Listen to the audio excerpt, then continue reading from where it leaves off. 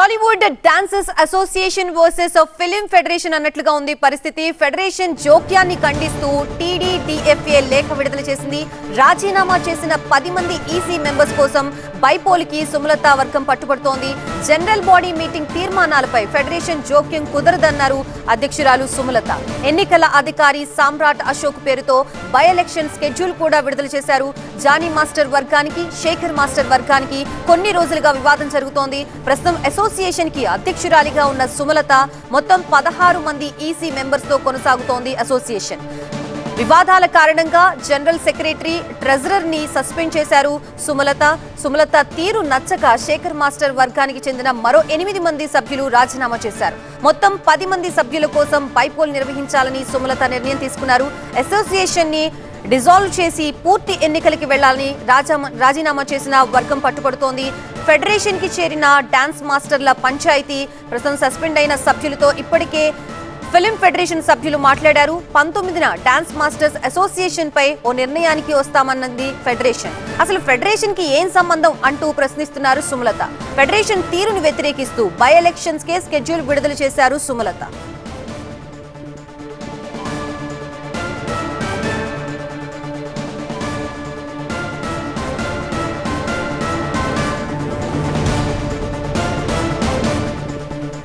ఇదే అంశానికి సంబంధించి మనకి పూర్తి అప్డేట్స్ అందించడానికి మా ప్రతినిధి లక్ష్మీనారాయణ ఉన్నారు. లక్ష్మీనారాయణ, ఒక పక్క అసోసియేషన్ వర్సెస్ ఫిలిం ఫెడరేషన్ అన్నట్లుగా ఉంది, ఇంకో పక్క సుమలత డెసిషన్స్ ఫాస్ట్ గా తీసేసుకుంటున్నారు. అక్కడ ప్రస్తుతం సిచ్యువేషన్ ఏ విధంగా ఉంది? డీటెయిల్స్ ఏంటి? అంటే ప్రస్తుతానికి ఫెడరేషన్ వర్సెస్ డాన్సర్స్ మాస్టర్స్ అసోసియేషన్గా మారిందనే సిచ్యువేషన్ చెప్పుకోవచ్చు. చూడాలి ఈ అంశాన్ని ఫిలిం ఫెడరేషన్ నాయకులు ఎలా చూస్తారనేది చాలా కీలక అంశంగా మారబోతోంది. అంటే ఈ అసోసియేషన్లో సస్పెండ్ చేసిన 2 సభ్యులకు బాసటగా ఒక 8 మంది కమిటీ సభ్యులు రిజైన్ చేయడంతో మొత్తము 10 మందికి ఈ బై ఎలక్షన్స్ నిర్వహించాలని సుమలత భావిస్తూ, దీనికి సంబంధించి మన జరిగిన ఒక సర్వసభ్య సమావేశంలో వాళ్ళ ఒపీనియన్ పోల్ కూడా నిర్వహించారు. ఆ ఒపీనియన్ పోల్లో ఒక 70% బై ఎలక్షన్ నిర్వహించాలని పట్టుబట్టినట్టుగా సుమలత మన ఇంటర్వ్యూలో కూడా చెప్పారు. అంటే ఈ పోలింగు ఇలాంటి వ్యవహారాలన్నీ వద్దు, మీరు మీ అంశాలని అంతర్గతంగా చర్చించుకొని మీ కార్యక్రమాలు మీరు సజావుగా సాగించుకోండి అని ఫిలిం ఫెడరేషన్ చెప్పిన మాటలను కూడా ఈ అసోసియేషన్ పెడచెవిన పెట్టినట్టుగా మనకు కనిపిస్తూ ఉంది. ఈ నేపథ్యంలో సస్పెండ్ అయిన 2 సభ్యులతో పాటు అసోసియేషన్ ప్రెసిడెంట్ సుమలతను కూడా నిన్న ఫిలిం ఫెడరేషన్ నాయకులు సర్వసభ్య సమావేశానికి పిలిచి ముగ్గురితో ఈ అంశాలకు సంబంధించి అన్ని ప్రశ్నల్ని సంధించి ఎలాంటి నిర్ణయం తీసుకుంటే బాగుంటుంది, ఏంటి వాళ్ళ ఒపీనియన్ ఏంటి అని విడివిడిగా చర్చించి తర్వాతకి ముగ్గురిని కలిసి కూర్చోపెట్టి కూడా సంప్రదించినట్టుగా మనకు నిన్న జరిగిన సమావేశాన్ని బట్టి తెలుస్తూ ఉంది.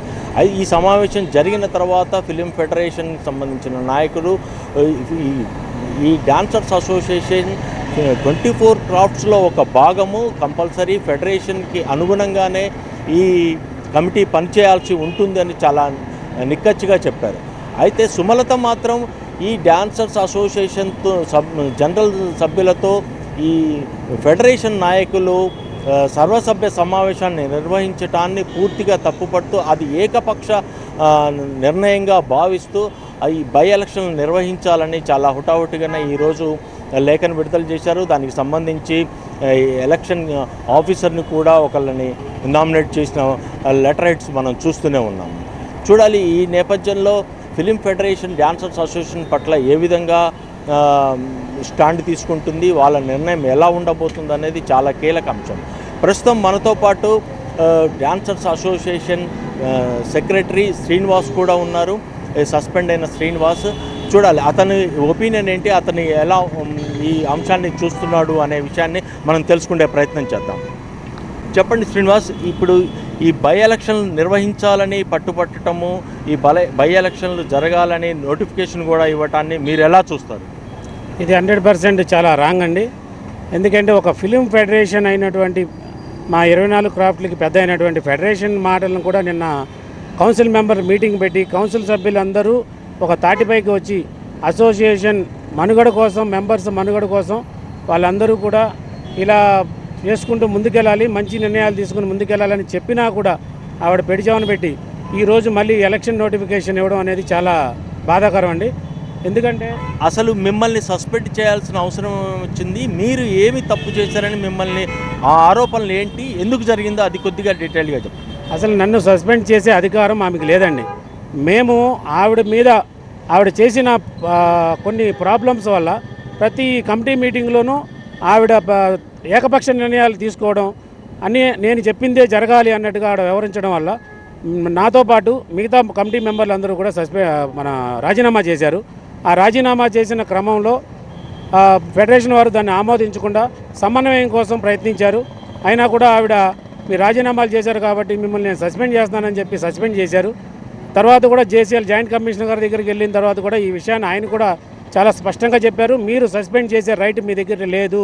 అంటే ఇప్పుడు సస్పెండ్ అయిన మీ ఇద్దరు ట్రెజరరు, మీరు, మీతో పాటు రాజీనామా చేసిన 8 మంది సభ్యులు డ్యాన్స్ మాస్టర్ జానీకి వ్యతిరేక వర్గంగా, శేఖర్ మాస్టర్ వర్గంగా ముద్రపడింది. దీన్ని ఎలా చూస్తారు మీరు? ఇక్కడ జానీ మాస్టర్ వర్గమా, శేఖర్ మాస్టర్ వర్గమా అని కాదండి. ఇక్కడ మేము యూనియన్ కోసం, మన సభ్యుల కోసమే మేము ఎలక్షన్లో గెలవడం జరిగింది. వాళ్ళ సంక్షేమం కోసమే మేము పనిచేస్తున్నాము. అయితే వాళ్ళు అనుకోకుండా ఈ మధ్యకాలంలో వాళ్ళు ఏదైతే ప్రెసిడెంట్ గారు ఆవిడ మొత్తం ఒంటెత్తు పోవడం, ఫెడరేషన్ కూడా పెడచెవిని పెట్టడం, ఛాంబర్ వాళ్ళని కూడా వాళ్ళు ఏం చెప్పినా కూడా వాళ్ళ నిర్ణయాలను కూడా పక్కన పెట్టడం, ఆవిడ లేబర్ ఆఫీసర్లు కూడా చాలా క్లారిటీగా చెప్పారు, ఒకవేళ తప్పు చేసి ఉంటే వాళ్ళకి నోటీస్ ఇచ్చి వాళ్ళ వివరణ తీసుకోండి, వాళ్ళ వివరణ తీసుకున్న తర్వాత వాళ్ళు తప్పు చేసి ఉంటే మీరు మీపై ఆరోపించబడిన ఆరోపణల్లో ఏమైనా సాక్ష్యాలు మీకు ప్రొడ్యూస్ చేశారా? కమిటీలో ఎందుకని సస్పెండ్ చేస్తూ నిర్ణయం తీసుకున్నప్పుడు కమిటీ సభ్యులు ఎందుకు వ్యతిరేకించలేదు? కమిటీ సభ్యులు సస్పెండ్ చేసే రైట్ ఆవిడకి లేదన్నప్పుడు ఆ ప్రాబ్లం మీదనే కమిటీ సభ్యులు కూడా అందరూ రిజైన్ చేశారండి. అసలు మనం ఒక సెక్రటరీని సస్పెండ్ చేసే అధికారం మనకి లేదండి అని చెప్పినా కూడా లేదు అని వాళ్ళని బలవంతం పెట్టి, సరే ఉంటే మీరు ఉండండి లేదా నేను వెళ్ళిపోతానని ఒక బ్లాక్మెయిలింగ్ వ్యవహారంతో ఆవిడ ఒక 4 రోజులు కమిటీ మీటింగ్ దీని మీద నిర్వహించారు. అయినా కూడా కమిటీ సభ్యులు ఎక్కడా తగ్గకుండా న్యాయానికే వాళ్ళ వైపు, న్యాయం ఎటువైపు ఉందో అటువైపే ఉండి వాళ్ళు ఈరోజు ఫెడరేషన్ ఎటువైపు వాళ్ళు ఫెడరేషన్కి వెళ్ళి రాజీనామాలు ఇచ్చారు. వాళ్ళు కుదరదు, మీరు సమన్వయం కోసం ప్రయత్నిస్తున్నాం అంటే కూడా మళ్ళీ వాళ్ళు రాజీనామాలు వెనక్కి తీసుకోవడం జరిగింది. డిసెంబర్లో కొత్త బాడీ ఎన్నికైంది. కొత్త బాడీ అప్పటి నుండి ఇప్పటి వరకు ఎన్నిసార్లు ఎలక్షన్లు జరిగాయి? ఆ ఎలక్షన్లో జరిగిన ఆ మీటింగ్స్లో జరిగిన అంశాలు ఏమేమి ఉన్నాయి? మీటింగ్ జరిగిన అంశాల్లో చాలామందికి ఆవిడకి ఎవరైతే ఎలక్షన్లో సపోర్ట్ చేసుకుంటూ వచ్చారో వాళ్ళకి మటుకి అన్ని విధాలుగా వాళ్ళు తప్పులు చేసినా కూడా వాళ్ళని సమర్థించుకుంటూ రావడం, వాళ్ళకు కొంతమందికి అవసరం లేకపోయినా యూనియన్ ఫండ్స్ని దుర్వినియోగం, అంటే వాళ్ళకి ప్రాబ్లం ఉన్నా లేకపోయినా మెడికల్ లోన్లు ఇవ్వాలనడం. అలాగే జానీ మాస్టర్ గారు కూడా పెద్ద సినిమాకు సంబంధించిన 100 మంది డాన్సర్లు బాంబే నుంచి తీసుకొచ్చి వాడినా కూడా దాని మీద ఎటువంటి రియాక్షన్ లేకపోవడం, ఇలాంటి నిర్ణయాల వల్ల మేము కమిటీ సభ్యులందరూ కూడా మన సభ్యులకి న్యాయం చేయలేమనే ఉద్దేశంతోనే రాజీనామా చేయడం జరిగింది. ఈ బై ఎలక్షన్లని మీతో పాటు రాజీనామా చేసిన మిగతా సభ్యులు, వీళ్ళు కాకుండా ఓటు హక్కు ఉన్న సభ్యులందరూ ఎలా చూస్తున్నారు ఈ అంశాన్ని?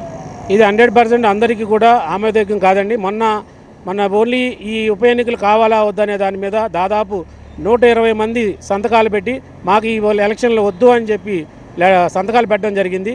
ఓన్లీ బై ఎలక్షన్లు కావాలి అన్న వాళ్ళు 75 మంది ఎలక్షన్లో వాళ్ళు ఓటింగ్లో పాల్గొన్నారు. మిగతా అక్కడికి వచ్చిన 150 మంది దాకా ఇది మాకు నచ్చలేదు, ఇది కరెక్ట్ కాదు, ఆవిడ తీసుకున్న నిర్ణయం వాళ్ళని రాంగ్ అని చెప్పారు. ఇప్పుడు ఈమె ఎలక్షన్లు నిర్వహించాలని నోటిఫికేషన్ ఇచ్చిన నేపథ్యంలో జరగబోయే ఎలక్షన్లో మీ సభ్యులందరూ పాల్గొనే అవకాశం ఉన్నదా? లేదండి, 100% ఎవరు పాల్గొనరు. ఎందుకంటే ఇది ఆవిడ ఇప్పుడు ఫెడరేషన్ కూడా నిన్న మీటింగ్ పెట్టి, కౌన్సిల్ మీటింగ్ పెట్టి అందరి సమక్షంలో మీటింగ్లో కూడా ఇన్ని తీర్మానాలు తీసుకున్న తర్వాత కూడా 19వ తారీఖు జనరల్ బాడీ సమావేశం ఏర్పాటు చేయండి. ఆ సమావేశానికి మా ఫెడరేషన్ పెద్దలతో పాటు కౌన్సిల్లో కూడా చాలామంది డైరెక్షన్ డిపార్ట్మెంట్ పెద్దలు ఉన్నారు, పరచూరు గోపాలకృష్ణ గారు ఉన్నారు. వీళ్ళందరూ కూడా వచ్చి మీ యూనియన్ మీటింగ్కి వచ్చి మీ సమస్యలని మీ సభ్యులకు వివరించి దాని తర్వాత మీ సభ్యులు ఏ నిర్ణయం అయితే తీసుకుంటారో దాని ప్రకారం ముందుకెళ్లాలని చెప్పడం జరిగింది. అయినా కూడా ఈరోజు ఆవిడ దాన్ని వాళ్ళ మాటలు కూడా లెక్క చేయకుండా ఈ ఎలక్షన్ నోటిఫికేషన్ అనేది చాలా బాధాకరం అండి.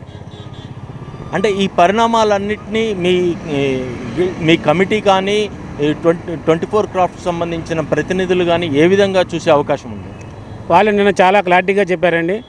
ఇది అసోసియేషన్లు బాగుండాలి, రేపొద్దున సభ్యులందరూ రోడ్లను పడతారు, మీరు తీసుకునే తీర్మానాల వల్ల సభ్యులందరూ చాలా ప్రాబ్లం పడతారు, మీరు ఇలాంటి తీర్మానాలు చేయకూడదు, మీరు ఏకపక్షం ధోరణితో వెళ్తున్నారని చెప్పి ముక్తాకంఠంగా కౌన్సిల్కి వచ్చిన సభ్యులందరూ కూడా చెప్పడం జరిగింది.